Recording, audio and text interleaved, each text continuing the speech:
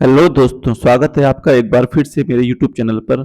दोस्तों, आज मैं आपके लिए इतिहास से संबंधित कुछ महत्वपूर्ण प्रश्न लेकर आया हूं। दोस्तों, 45 क्वेश्चनों का ये एक पूरा कलेक्शन है। और दोस्तों, इसमें पिछले 2022 और 23 के दौरान एसएससी के द्वारा पूछे गए इतिहास के बहुत महत्वपूर्ण प्रश्न है।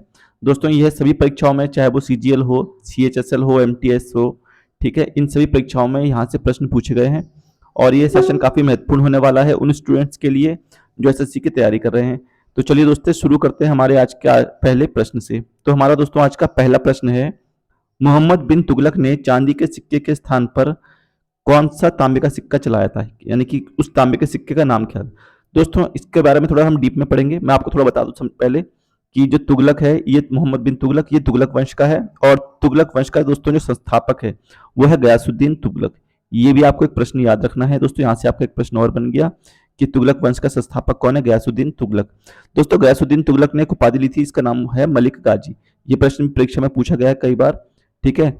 गाजी की उपाधि लेने वाला पहला दिल्ली सल्तनत का शासक कौन था, तो वह था गयासुद्दीन तुगलक। इसने मलिक गाजी की उपाधि ली थी। अब दोस्तों बात करते हैं मोहम्मद बिन तुगलक की। तो ये मोहम्मद बिन तुगलक भी दोस्तों तुगलक वंश का ही एक शासक है। इसका वास्तविक नाम दोस्तों जूना खां है, या इसको जौना खां के नाम से भी जानते हैं। यह दोस्तों किसके लिए फेमस है, यह अपने निर्णयों के लिए काफी ज्यादा फेमस है दिल्ली सल्तनत में। दोस्तों, यह अपनी राजधानी दिल्ली से देवगिरी ले जाता है महाराष्ट्र में, और उसका नाम रखता है दौलताबाद। बाद में राजधानी को वापस दौलताबाद से दिल्ली लेकर आता है। दोस्तों, यह पहला शासक था मोहम्मद बिन तुगलक जो मोहम्मद मोइनुद्दीन चिश्ती की दरगाह पर जाने वाला दिल्ली सल्तनत का यह पहला शासक था।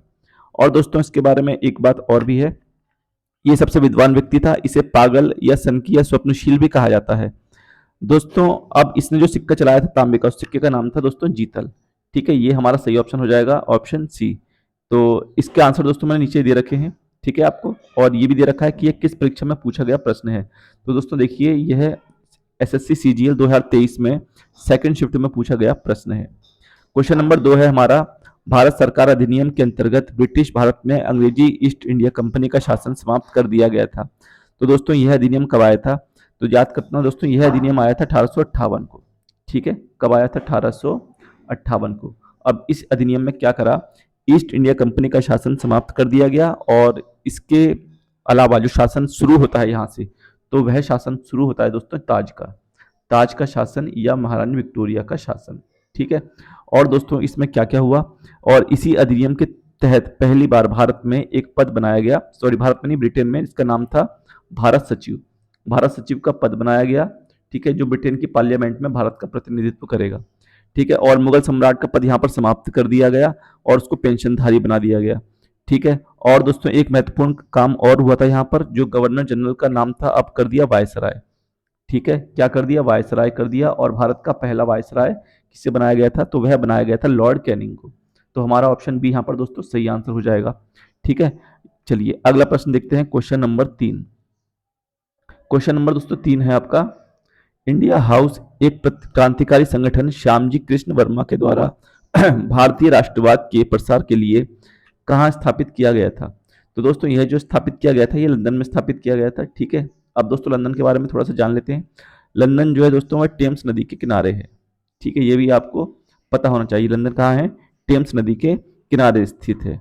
ठीक है, तो ऑप्शन सी हमारे यहाँ पर सही आंसर हो जाएगा। अगला प्रश्न है क्वेश्चन नंबर 4, महत्वपूर्ण प्रश्न है दोस्तों।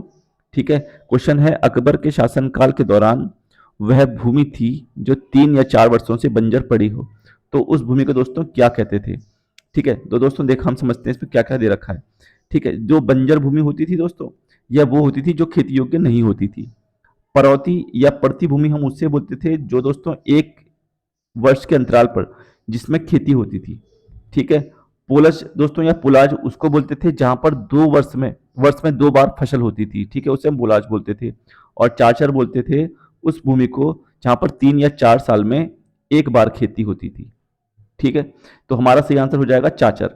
ठीक है, क्योंकि 3 या 4 वर्ष में यहाँ पर एक बार खेती होती थी चाचर भूमि में। ऑप्शन डी हमारा सही आंसर हो जाएगा। सीजीएल 2023 में दोस्तों फर्स्ट शिफ्ट में यह प्रश्न पूछा गया है।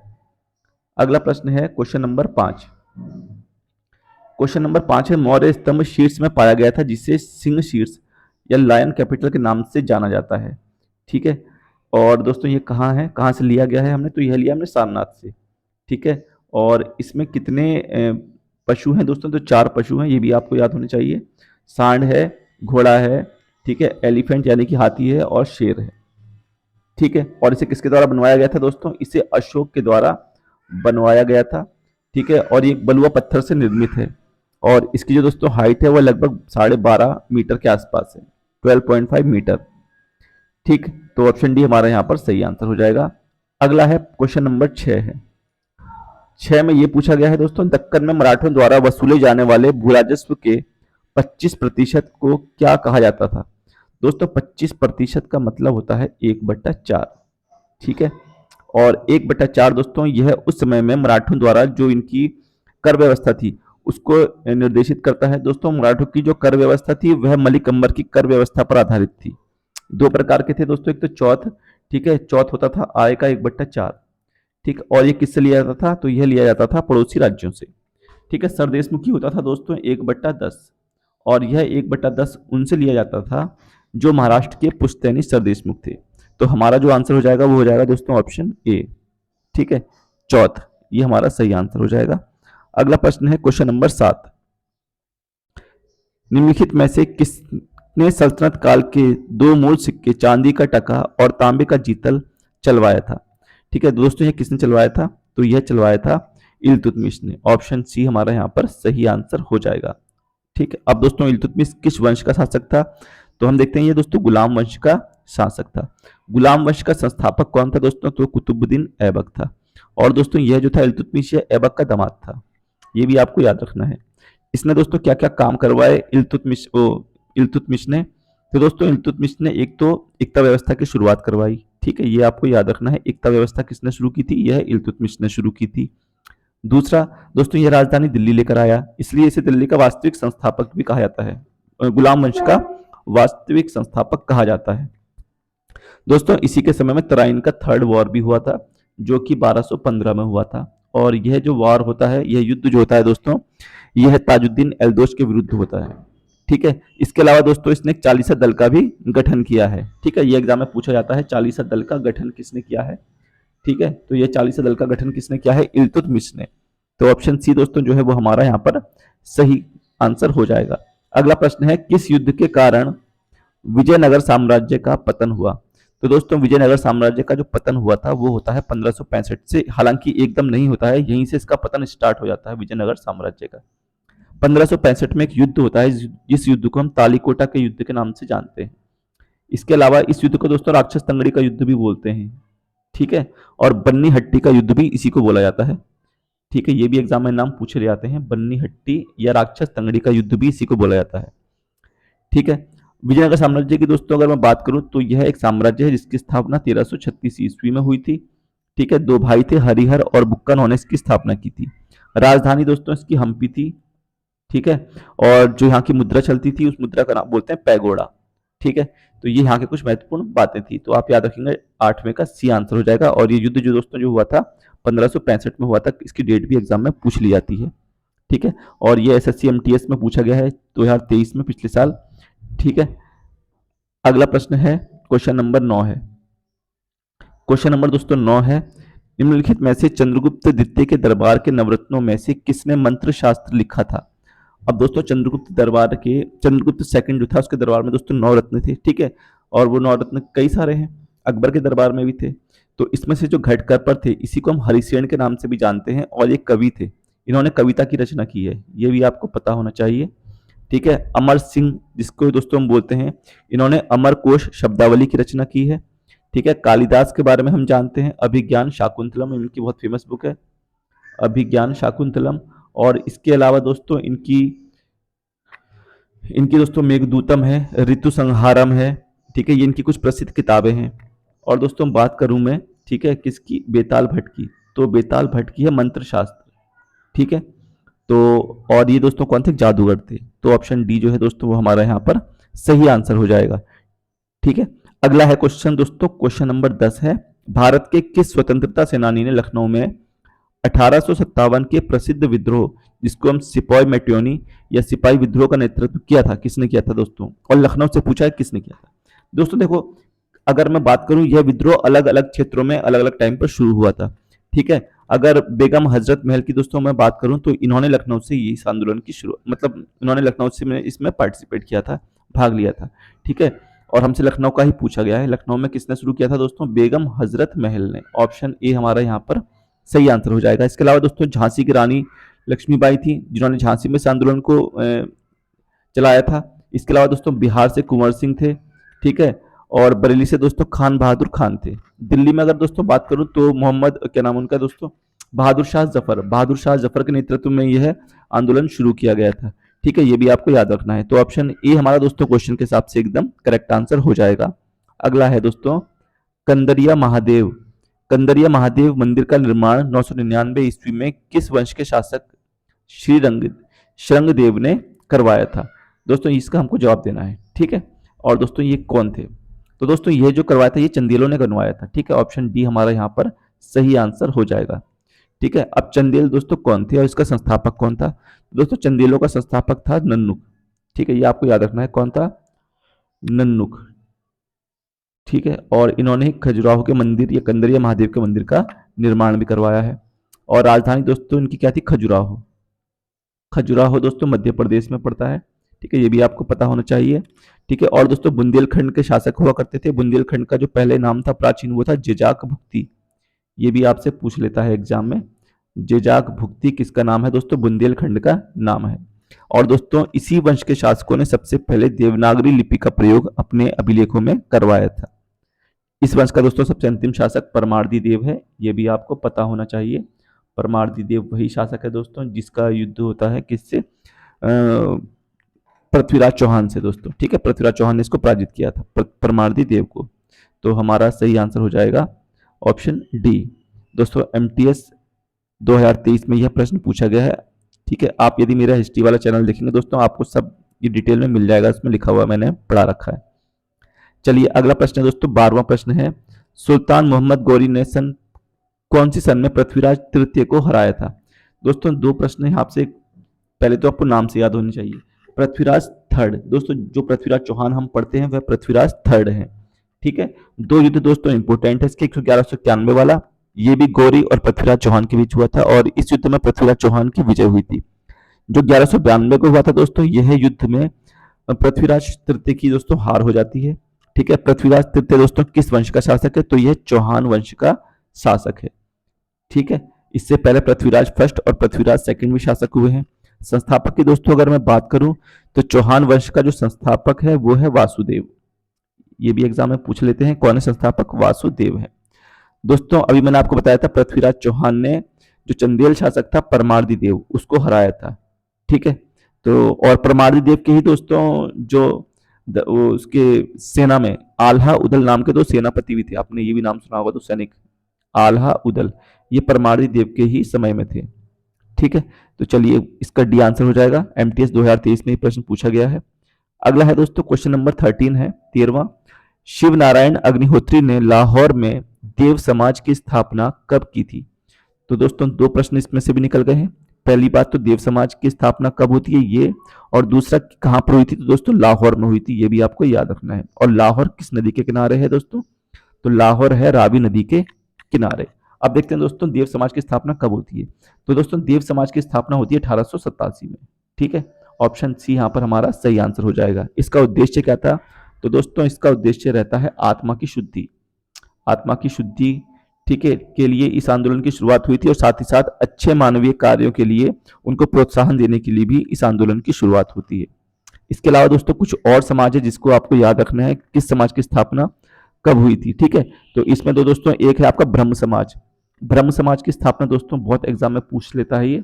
ब्रह्म समाज की स्थापना 1828 में दोस्तों होती है, ये आपको याद रखना है। ठीक है। एक दोस्तों आर्य समाज। आर्य समाज की स्थापना दोस्तों 1875 में होती है। मोस्ट इंपोर्टेंट है, एग्जाम में कई बार पूछा भी गया है। और दोस्तों प्रार्थना समाज, ठीक है, प्रार्थना समाज की स्थापना दोस्तों 1867 को होती है, 67 को होती है। ठीक है। वेद समाज, तो वेद समाज की स्थापना दोस्तों कब होती है? वेद समाज की स्थापना होती है 1864 में। ये भी आपको याद रखना है। ठीक है, तो दोस्तों ये कुछ समाज थे जो मैंने आपको बता दिए हैं। इतने आप यदि याद कर लेंगे तो आपके लिए एग्जाम में आने की संभावना क्या रहती है, ज्यादा रहती है। इनसे क्वेश्चन एग्जाम में पूछे जाते हैं। चलिए अगला प्रश्न है, 14वां प्रश्न है, खुदाई खिदमतगार नामक एक अहिंसक आंदोलन के संस्थापक कौन थे? तो दोस्तों इसके संस्थापक थे खान अब्दुल गफ्फार खान। ठीक है, खान अब्दुल गफ्फार खान, ऑप्शन ए इसका सही आंसर हो जाएगा। इन्हें grand grand old man of India के नाम से भी जानते हैं।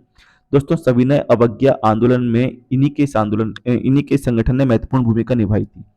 दोस्तों इसके जो अनुयायी होते हैं इस संगठन के, वो लाल कुर्ती पहनते हैं। ठीक है, तो इसलिए इसे लाल कुर्ती संगठन भी कहा जाता है, ये भी आपको याद रखना है।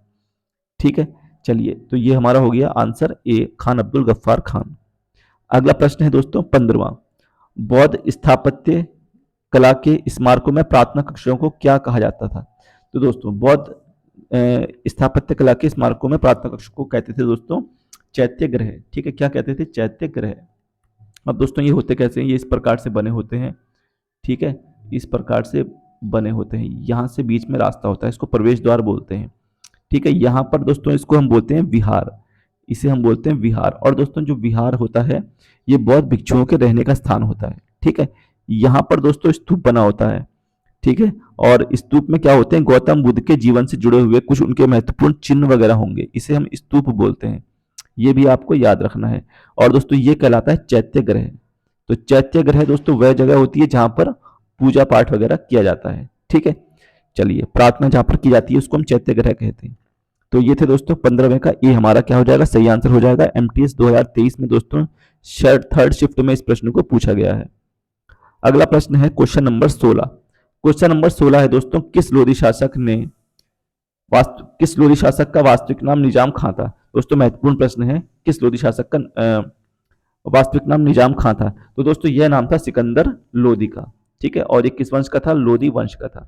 लोधी वंश की दोस्तों अगर मैं बात करूं तो इसका जो संस्थापक है, लोधी वंश के संस्थापक का नाम है बहलोल लोधी। ये भी आपको याद रखना है। संस्थापक का नाम दोस्तों बहुत पूछता है। और दोस्तों उसकी खासियत यह है कि इसने एक आगरा शहर की स्थापना की थी, ये आपको याद रखना है। सॉरी, इसने नहीं की थी, वो सिकंदर लोधी ने की थी। ठीक है, हाँ, आगरा शहर की स्थापना की है 1504 में, सिकंदर लोधी ने की है। दोस्तों ये आपको याद रखना है, वो भी इसी वंश का शासक है। इस वंश का दोस्तों सबसे अंतिम शासक है इब्राहिम लोधी। और इब्राहिम लोधी का दोस्तों बाबर से एक युद्ध होता है 1526 में, जिस युद्ध को हम पानीपत के प्रथम युद्ध के नाम से जानते हैं। ठीक है, और इस युद्ध में इब्राहिम लोधी की हार होती है और वह मारा जाता है। और यहीं से दोस्तों नींव रख जाती है किसकी? मुगल साम्राज्य की, भारत में। तो ऑप्शन ए हमारा यहाँ पर सही आंसर हो जाएगा, सिकंदर लोधी। ठीक है, सिकंदर लोधी ने ही किसकी स्थापना की है दोस्तों? आगरा शहर की स्थापना की है। ठीक, चलिए अगला प्रश्न देखते हैं, क्वेश्चन नंबर 17। किस स्वतंत्रता सेनानी को भारतीय क्रांति की जननी यानी कि mother of the Indian revolution के तौर पर जाना जाता है? तो दोस्तों यह कहा जाता है मैडम भीकाजी कामा को। अब दोस्तों ये किस लिए कहा जाता है और क्यों इतनी फेमस है? तो दोस्तों ये पहली महिला है जिन्होंने विदेशी धरती पर पहली बार भारत का झंडा फहराया था। ठीक है, और यह झंडा कब फहराया था इन्होंने दोस्तों? तो ये झंडा फहराया था दोस्तों इन्होंने 1907 में। और कहाँ फहराया था दोस्तों? जर्मनी में फहराया था। ये भी आपको याद रखना है, महत्वपूर्ण प्रश्न है, दोनों ही प्रश्न एग्जाम में पूछे गए हैं ये। ठीक है, स्थान का नाम भी पूछा गया है और दोस्तों सन भी पूछ लेता है कब फहराया गया था।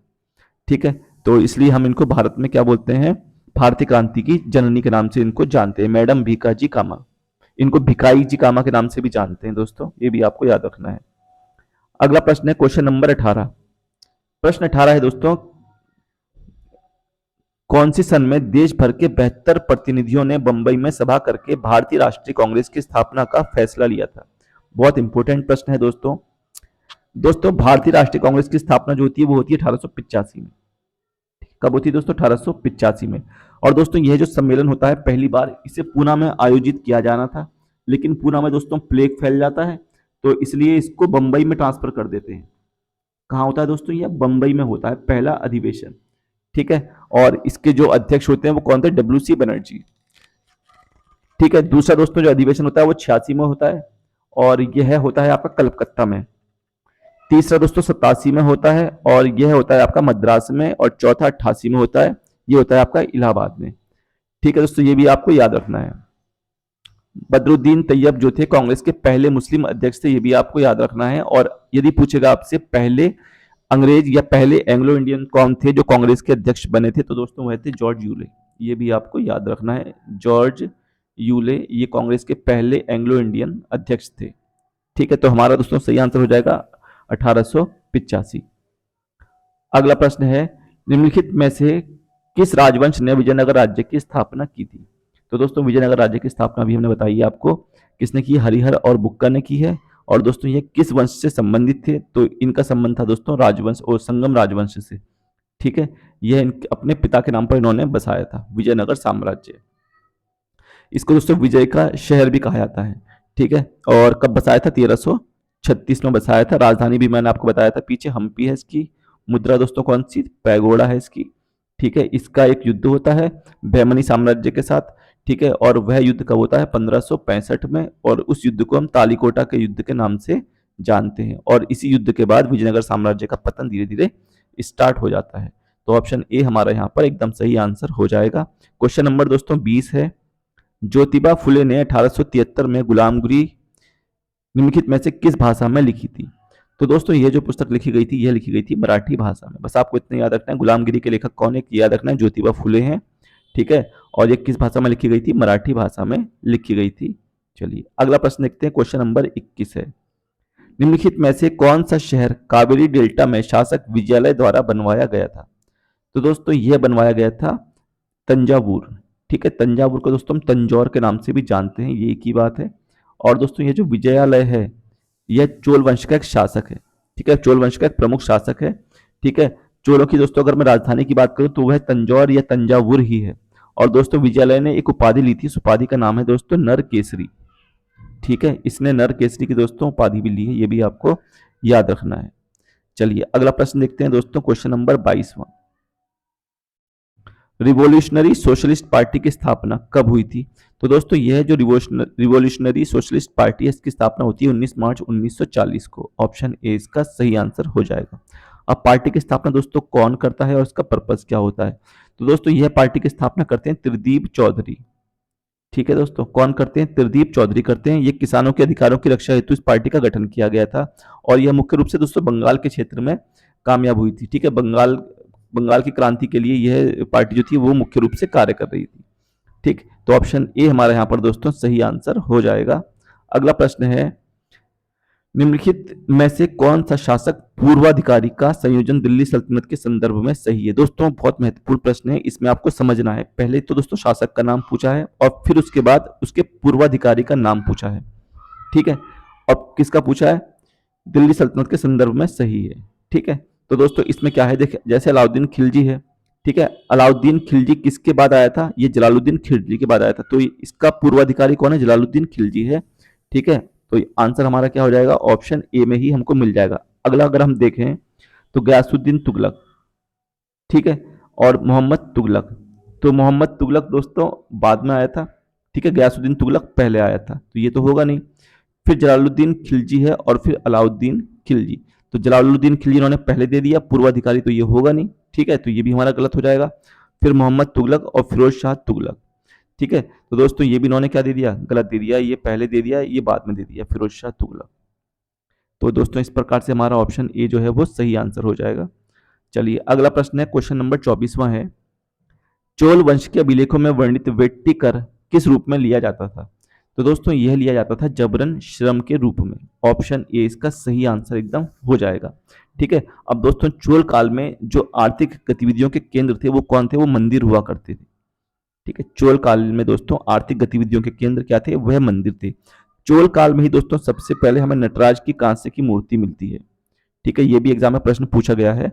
नटराज की प्रसिद्ध कांस्य मूर्ति किस वंश से संबंधित है? दोस्तों चोल वंश से संबंधित है।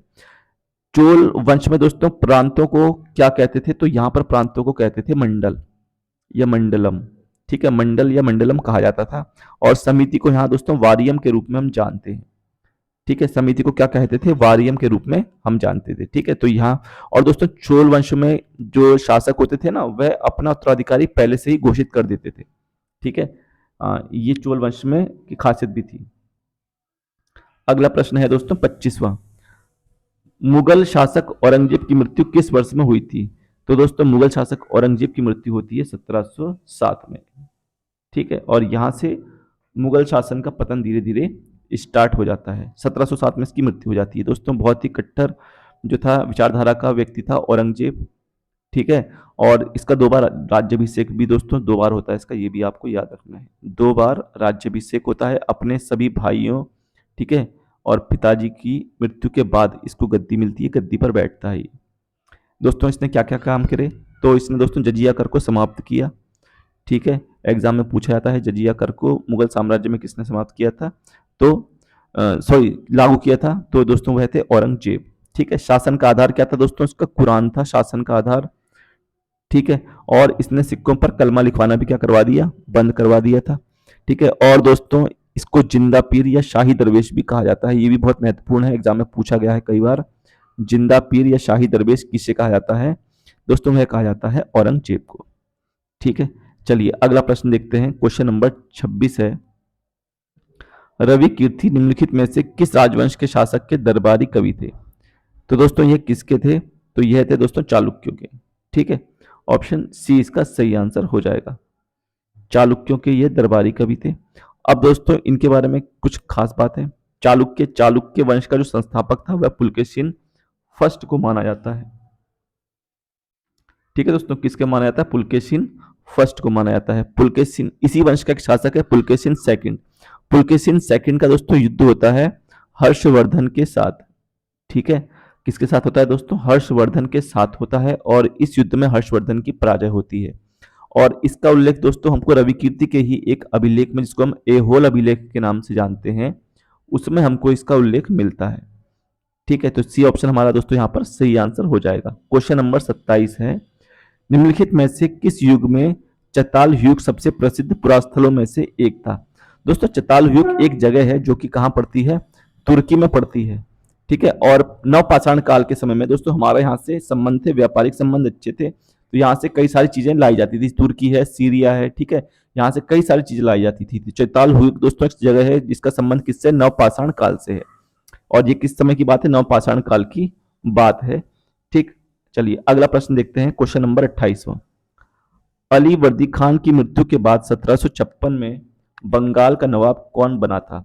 दोस्तों अली वर्दी खान की जब मृत्यु होती है तो अली वर्दी खान के समय में बंगाल जो है इतना धनी संपन्न हो जाता है कि बंगाल को भारत का स्वर्ग तक कहा जाने लगता है। ठीक है, और इसके बाद दोस्तों जो इसका नेक्स्ट शासक बनता है वह इसका दामाद बनता है, इसका नाम है सिराजुद्दौला।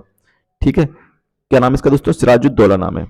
अब दोस्तों होता क्या है, सिराजुद्दौला के बाद सिराजुद्दौला का एक युद्ध होता है 23 जून 1757 को, जिसको हम प्लासी के युद्ध के नाम से जानते हैं। 23 जून 1757 प्लासी का युद्ध होता है दोस्तों, और इस युद्ध में जो उसका सेनापति होता है मीर जाफर, ठीक है, वह दोस्तों किससे जाकर मिल जाता है, अंग्रेजों से जाकर मिल जाता है, और यह केवल एक नाम मात्र का युद्ध होता है। इस युद्ध में हार होती है। ठीक है, इसके बाद अगला शासक मीर जाफर को बनाया जाता है। फिर मीर जाफर के बाद दोस्तों अगला जो शासक बनता है वो मीर कासिम बनता है। ठीक है, और मीर जाफर के समय में ही दोस्तों एक 1764 में बक्सर का युद्ध होता है। ठीक है, मीर कासिम के समय में 1764 के युद्ध के बाद जो बक्सर का युद्ध होता है दोस्तों, इसके बाद इनकी सत्ता भारत से क्या होती है, समाप्त हो जाती है, बंगाल से। और मुख्य रूप से लगा लो कि दोस्तों ब्रिटेन का शासन यानी कि ईस्ट इंडिया कंपनी का शासन उस समय भारत में फिर शुरू हो जाता है। राजनीतिक रूप दोस्तों वो लोग यहाँ पर आकर ले लेते हैं। ठीक है, 1764 के बाद।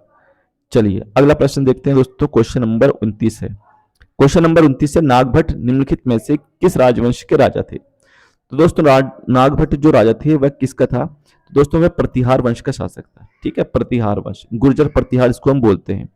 इस वंश का जो संस्थापक दोस्तों वो हरिश्चंद्र को माना जाता है, लेकिन जो वास्तविक संस्थापक है वह नागभट्ट को ही माना जाता है, नागभट्ट प्रथम को। यह भी आपको याद रखना, नागभट्ट प्रथम को वास्तविक संस्थापक माना जाता है। ठीक है, और दोस्तों बाद में क्या होता है कि राष्ट्रकूट जो होते हैं उत्तर भारत में आक्रमण करते हैं। ठीक है, और इस वंश को समाप्त कर देते हैं, प्रतिहार वंश को। ठीक है, चलिए अगला प्रश्न देखते हैं। क्वेश्चन नंबर 30 दोस्तों, क्वेश्चन नंबर 30 में क्या लिखा है कि निम्नलिखित में से कौन सा राजवंश त्रिपक्षीय संघर्ष का हिस्सा नहीं था, जो एक विशेष रूप से वांछनीय क्षेत्र कन्नौज पर नियंत्रण करने के लिए सदियों तक लड़ी गई थी। दोस्तों इसमें क्या होता है कि जब राजनीति का जो केंद्र है हमारा वो बिहार को छोड़ करके धीरे धीरे कन्नौज बन जाता है। ठीक है, और कन्नौज को लेकर के जो 3 शासक हैं उनमें आपस में लड़ाइयाँ होती हैं। ठीक है, और वो कौन-कौन से राष्ट्रकूट हैं, गुर्जर प्रतिहार है और पाल वंश है। तो ये 3 का संबंध किससे दोस्तों? कन्नौज के त्रिपक्षीय संघर्ष से है। जो इसमें शामिल नहीं है वह कौन है? कदम्ब वंश। तो ऑप्शन ए दोस्तों हमारा यहाँ पर सही आंसर हो जाएगा, कदम्ब वंश। ठीक है, और चलिए अगला आंसर देखते हैं इसका क्वेश्चन। क्वेश्चन नंबर 31, निम्नलिखित में से कौन सा क्षेत्र चालुक्यों की राजधानी थी? तो दोस्तों चालुक्यों की राजधानी कौन सी थी? ठीक है, वो थी एहोल। एहोल या अनहिलवाड़ भी दोस्तों इनकी राजधानी हुआ करती थी पहले। अनहिलवाड़ गुजरात का क्षेत्र है। ठीक है, फिर एहोल इनकी राजधानी बन गई थी। ठीक है, तो ऑप्शन सी हमारे यहाँ क्या हो जाएगा? सही आंसर हो जाएगा। ठीक है, अगला क्वेश्चन देखते हैं दोस्तों। विश्व भारती विश्वविद्यालय के संस्थापक निम्नलिखित में से कौन थे? तो दोस्तों इसके संस्थापक है रविंद्रनाथ टैगोर। ऑप्शन सी हमारा यहाँ पर सही आंसर हो जाएगा, रविंद्रनाथ टैगोर, जिनको हम गुरुदेव के नाम से भी जानते हैं दोस्तों। ये इनकी उपाधि है गुरुदेव की। ठीक है, ये आपको याद रखना है। और दोस्तों यह पहले भारतीय हैं और पहले ये कह लें कि एशिया के व्यक्ति हैं जिन्हें नोबेल पुरस्कार मिल चुका है। ठीक है, नोबेल पुरस्कार दोस्तों पाने वाले पहले भारतीय या पहले एशियन दोस्तों यही हैं, रविंद्रनाथ टैगोर, और इन्हें यह पुरस्कार मिला था 1913 में। ठीक है, और दोस्तों ये दुनिया के पहले व्यक्ति हैं जिन्होंने 2 देशों के राष्ट्रीय गान लिखे हैं, भारत और बांग्लादेश का। ठीक है, राष्ट्रीय गान इन्होंने ही लिखा है। चलिए अगला प्रश्न देखते हैं दोस्तों। क्वेश्चन नंबर 33वां है, भारतीय राष्ट्रीय कांग्रेस के दूसरे अधिवेशन में कितने प्रतिनिधियों ने भाग लिया था? दोस्तों पीछे हमने पढ़ा था कि कांग्रेस के पहले अधिवेशन में 72 प्रतिभागियों ने भाग लिया था। दूसरे दूसरे अधिवेशन में इसमें सदस्य हो गए थे 434। ठीक है, ऑप्शन ए हमारे यहाँ पर सही आंसर हो जाएगा। और दूसरा अधिवेशन कहाँ हुआ था दोस्तों? तो यह हुआ था कलकत्ता में। ठीक है, और पहला वाला कहाँ हुआ था? बंबई में हुआ था। ये भी आपको याद रखना है। ठीक है, चलिए अगला प्रश्न देखते हैं। क्वेश्चन नंबर 34वां है, वॉरेन हेस्टिंग्स किस वर्ष भारत के पहले गवर्नर जनरल बने थे? बहुत महत्वपूर्ण प्रश्न है दोस्तों। दोस्तों वॉरेन हेस्टिंग्स बने थे 1773 का, जब रेगुलेटिंग एक्ट आया था तो उसी में दोस्तों इनको भारत का गवर्नर जनरल बनाया गया। ठीक है, भारत का नहीं दोस्तों, ये पहले बने थे भारत बंगाल के गवर्नर जनरल। ठीक है, बंगाल में पहले केवल गवर्नर हुआ था वो रॉबर्ट क्लाइव था सबसे पहला। उसके बाद यही बंगाल के अंतिम गवर्नर जनरल थे, अंतिम। ठीक है, और सॉरी बंगाल के अंतिम गवर्नर थे और यही बंगाल के पहले गवर्नर जनरल हुए। ठीक है, तो भारत का भी दोस्तों हम कह सकते हैं कि पहला गवर्नर जनरल यही बना, क्योंकि भारत जो बंगाल है दोस्तों वो भी तो भारत का ही हिस्सा है ना। तो इस प्रकार से हमारा सही आंसर हो जाएगा ऑप्शन बी, 1773। ठीक है, चलिए अगला प्रश्न है, हड़प्पा के लोग भारत में वर्तमान से सोना लाते थे। कहाँ से सोना लाते थे दोस्तों? तो भारत में एक ही जगह दोस्तों खान जो सोने के लिए प्रसिद्ध है मुख्य रूप से, और वो है कर्नाटक। कर्नाटक में दोस्तों कोलार की खान है जो कि सोने के लिए विश्वविख्यात है। ठीक है, चलिए अगला प्रश्न देखते हैं। क्वेश्चन नंबर 36, निम्नलिखित में से हड़प्पा सभ्यता का कौन सा पुरा स्थल बोलन दर्रे के पास स्थित है? तो दोस्तों सबसे पहले तो बोलन दर्रा कहाँ पर है? तो दोस्तों बोलन दर्रा है पाकिस्तान में। ठीक है, और इसमें से अगर मैं बात करूं दोस्तों तो मेहरगढ़ भी जो दोस्तों वह है कहाँ है? पाकिस्तान में है। तो हमारा सही आंसर हो जाएगा ऑप्शन ए। सीजीएल 2022 में दोस्तों पूछा गया है, चौथी शिफ्ट में यह प्रश्न आया है। ठीक है दोस्तों, अगला प्रश्न देखते हैं। क्वेश्चन नंबर 37वां है। क्वेश्चन नंबर 37 है, जियाउद्दीन बर्नी ने अपना वृत्तांत पहली बार 1356 में और दूसरी बार इसके कितने वर्ष बाद लिखा था? तो दोस्तों पहली बार तो 1356 में लिखा था। ठीक है, और दूसरी बार इसके 2 साल के बाद लिखा था 1358 में। तो आंसर हमारा हो जाएगा दोस्तों ऑप्शन ए। ठीक है, और भी दोस्तों इनकी रचनाएं कौन कौन सी है? तो इनकी रचनाएं याद रखना महत्वपूर्ण है, 2 रचनाएं, तारीख ए फिरोज शाही, और इसमें इन्होंने फिरोज शाह तुगलक के बारे में जिक्र किया है, तारीख ए फिरोज शाही में। इसके अलावा दोस्तों इनकी किताब और है, फतवा ए जहांगीरी, फतवा ए जहांदारी, जहांदारी, फतवा ए जहांदारी। ठीक है, ये इनकी 2 पुस्तकें हैं, बड़ी फेमस है। चलिए अगला प्रश्न है, क्वेश्चन नंबर 38वां है, निम्नलिखित में से किसने 1266 से 1287 के बीच भारत में शासन किया था? तो दोस्तों यह शासन किया था गयासुद्दीन बलबन ने। गयासुद्दीन बलबन इसका दोस्तों पूरा नाम है। ठीक है, अब दोस्तों बलबन के बारे में कुछ खास बातें भी याद रखना है। जैसे बलबन ने किसकी शुरुआत की थी? तो बलबन ने दोस्तों लौह और रक्त की नीति अपनाई थी। ठीक है, लौह और रक्त की नीति किसने अपनाई थी? बलबन ने अपनाई थी। दूसरा, इसने सिजदा और पैबोस प्रथा की शुरुआत की थी, ये भी आपको याद रखना है, सिजदा और पैबोस प्रथा की शुरुआत किसने की है? बलबन ने की है। ठीक है दोस्तों, इसने 40 दल को दोस्तों क्या कराया? समाप्त करवाया। ठीक है, और 40 दल का दोस्तों गठन किसने किया था? इल्तुतमिश ने किया था, ये भी आपको पता होना चाहिए। इसने दोस्तों विभाग बनवाया था, गुप्तचर विभाग, जिसको बोलते थे बरीद ए मुमालिक। ठीक है, ये गुप्तचर विभाग किसने बनवाया है? बलबन ने बनवाया है। तो ये बलबन के बारे में कुछ खास बातें थी। अगला प्रश्न है, क्वेश्चन नंबर 39वां है।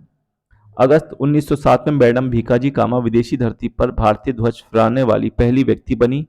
उन्होंने किस कहाँ भारतीय ध्वज फहराया था दोस्तों? तो इन्होंने भारतीय ध्वज फहराया था, अभी मैंने पीछे आपको बताया 1907 में जर्मनी में फहराया है। ठीक है दोस्तों, इसका सही आंसर हो जाएगा ऑप्शन बी। ठीक है, ऑप्शन बी इसका सही आंसर हो जाएगा। चलिए अगला प्रश्न है, बक्सर का युद्ध हेक्टर मुंडो के नेतृत्व वाली ब्रिटिश ईस्ट इंडिया कंपनी की कमान के अधीन सेनाओं और संयुक्त सेनाओं के बीच हुआ था। तो किस किस के बीच लड़ा गया था? मीर जाफर, मुगल सम्राट बहादुर शाह सेकंड और शुजाउद्दौला? नहीं है दोस्तों, ये गलत हो जाएगा। मीर कासिम था। हाँ, मैंने बताया था आपको पीछे भी, मीर कासिम था। मीर जाफर के बाद मीर कासिम आएगा, उसके साथ बक्सर का युद्ध होता है। मुगल बादशाह शाह आलम सेकंड थे और अवध के नवाब शुजाउद्दौला थे। तो इनके बीच ये युद्ध लड़ा गया था। ऑप्शन बी इसका सही आंसर हो जाएगा। और यदि हम बात करें अंग्रेजों की तरफ से दोस्तों इस युद्ध में कौन था, तो अंग्रेजों की तरफ से इस युद्ध में कौन था? Hector Munro. ठीक है, ये युद्ध कब हुआ था? 1764 में। इस युद्ध के दोस्तों नेक्स्ट अगले साल 1765 में एक संधि होती है, इसको हम इलाहाबाद की संधि के नाम से जानते हैं।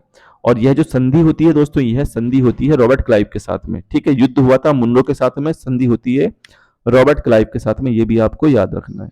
चलिए अगला प्रश्न देखते हैं, क्वेश्चन नंबर 41 है। क्वेश्चन नंबर 41 है दोस्तों, निम्नलिखित में से किस स्थान पर 7 अगस्त 1905 को स्वदेशी आंदोलन की औपचारिक घोषणा की गई थी?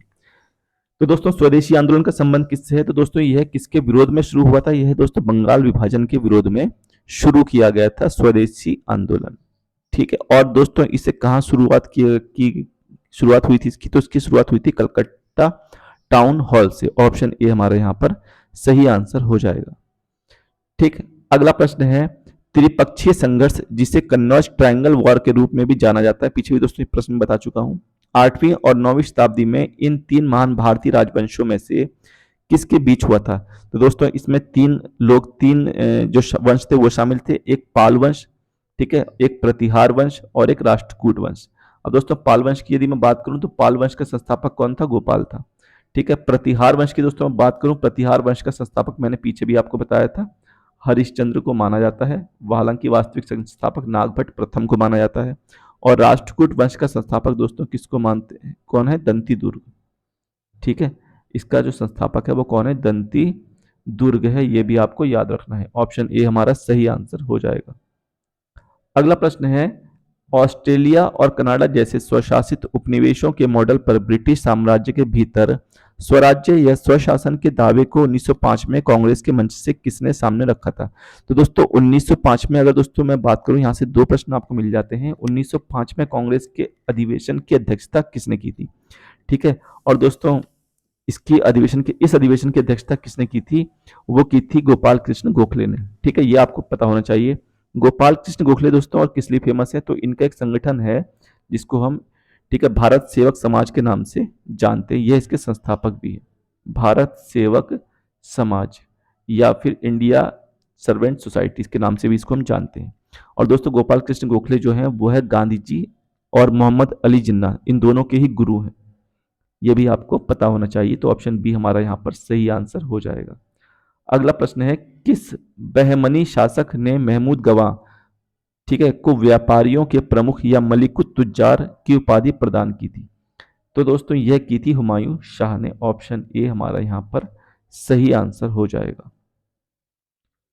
अगला प्रश्न है, क्वेश्चन नंबर 45 है दोस्तों, आज का आखिरी प्रश्न है। ठीक है, प्रश्न यह है कि आर्य समाज की स्थापना स्वामी दयानंद सरस्वती द्वारा कब की गई थी? दोस्तों पीछे मैंने आपको ये प्रश्न बता दिया था। ठीक है, आर्य समाज की स्थापना दोस्तों कब होती है? 1875 में होती है। और किसके द्वारा होती है दोस्तों? स्वामी दयानंद सरस्वती के द्वारा होती है। दोस्तों अब आप मेरे को ये बताएं कि देव समाज की स्थापना कब होती है, जो हमने अभी पीछे पढ़ा था? तो इसकी स्थापना होती है 1887 में। ब्रह्म समाज की दोस्तों मैंने बताया था आपको पीछे, कब होती है? 1828 में होती है। ठीक है, आर्य समाज की 1875 हो गई। प्रार्थना समाज की दोस्तों कब होती है? तो प्रार्थना समाज की होती है 1867 में। ठीक है, इसके अलावा दोस्तों मैंने एक आपको और बताया था वेद समाज की।